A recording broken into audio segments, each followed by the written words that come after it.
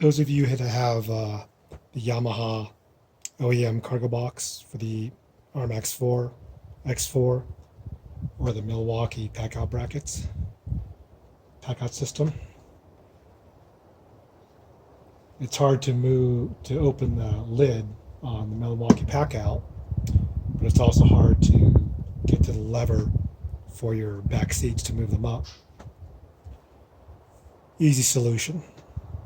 Take a piece of cord or some strap, tie it to the handle, and loop it around up here, and just simply pull on it. And now your seat slides forward, and you can open your Milwaukee pack out.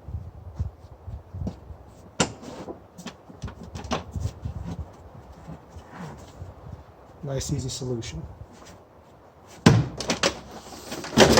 Get a better idea of what this looks like.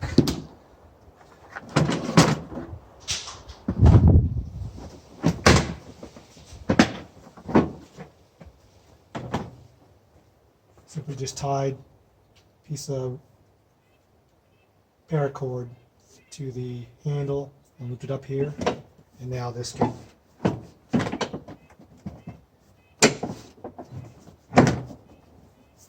pretty easy solution.